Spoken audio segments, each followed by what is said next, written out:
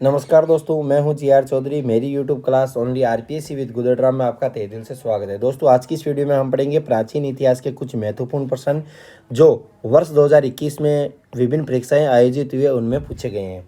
तो दोस्तों, प्रथम क्वेश्चन है, प्राचीन भारत के इतिहास के संदर्भ में भावभूति, हस्तिमल तथा सोमेश्वर क्यों प्रसिद्ध थे? तो सोमेश्वर क्यों प्रसिद्ध थे? ये भावभूति, हस्तिमल और सोमेश्वर क्यों प्रसिद्ध थे?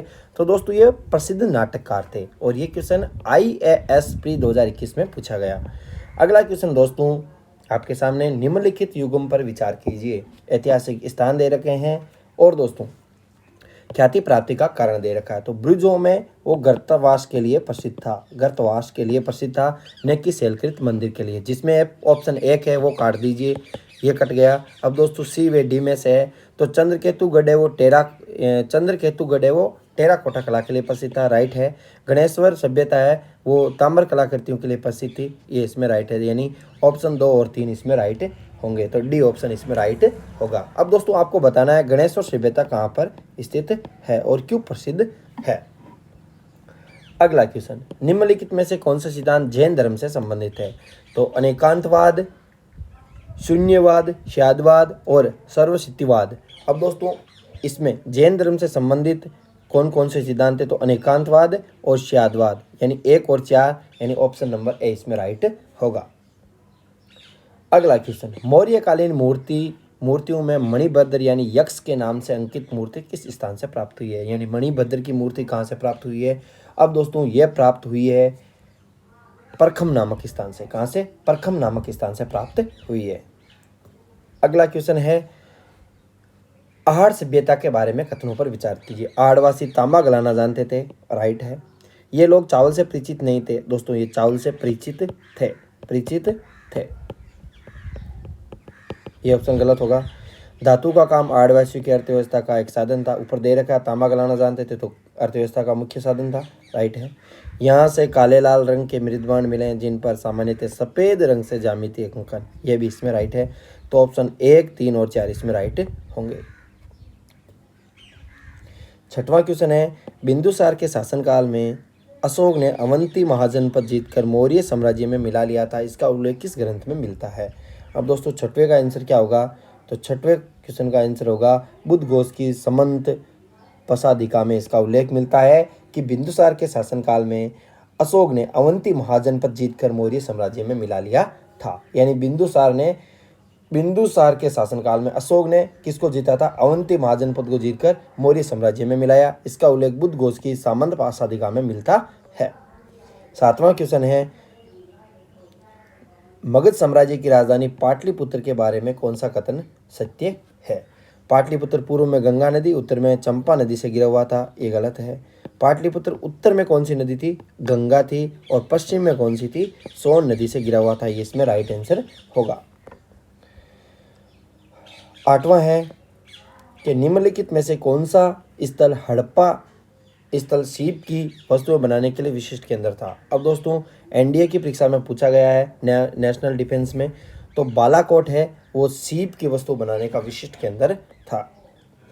नौवां क्वेश्चन है, निम्नलिखित में से वह कौन सा भाग है जो सम्राट अशोक के धम का भाग नहीं था? अब दोस्तों राजा का सम्मान करना है वो अशोक के धम का भाग नहीं था, तो इसमें ऑप्शन ए है वो राइट होगा। बाकी ये धम के भाग थे, अशोक के धम के भाग थे। यानी धर्मनिरपेक्षता, अपने धर्म से भिन्न धर्म के प्रति क्या करना? सहिष्णुता यानी आदर करना, ब्राह्मणों का क्या करना? सम्मान करना, अपनी प्रजा के कल्याण को बढ़ावा देना, ये क्या थे? अशोक के धम के प्रमुख भाग थे। 10वां क्वेश्चन है, अकबर के दरबार में निम्नलिखित में से किस विद्वान ने भास्कराचार्य की लीलावती का फारसी भाषा में अनुवाद किया? अब दोस्तों ये थे फेजी।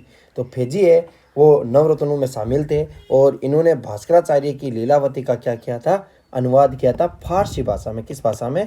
फारसी भाषा में अनुवाद किया था। 11वां क्वेश्चन है दोस्तों, प्राचीन भारतीय ग्रंथों में वर्णित प्राचीन शहर तक्षशिला की अवस्थिति का निरूपण किसने किया था? अब दोस्तों इसका निरूपण किया था अलेक्जेंडर कनिंघम ने। अलेक्जेंडर कनिंघम ने है वो तक्षशिला की अवस्थिति का क्या किया था?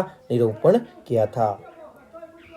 12वां क्वेश्चन है दोस्तों, निम्नलिखित में से कौन जैन आचार्य नहीं हैं?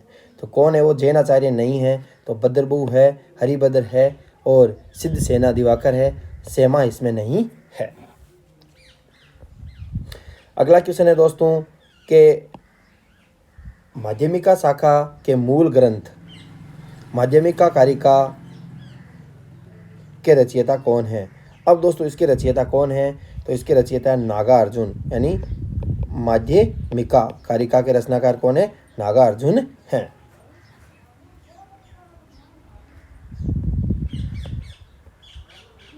अगला क्वेश्चन है दोस्तों 14वां क्वेश्चन है कि संस्कृत साहित्य की निम्नलिखित रचनाएं और उनके रचनाकारों का कौन सा युग्म सही रूप से सम्मिलित नहीं है, यानी कौन सा मेल नहीं खाता है? तो मेल कौन सा नहीं खाता है? यानी सोमदेव कथा सरित सागर, इसकी रचना सही है। अश्वघोष यानी बुद्ध चरित्र सही है।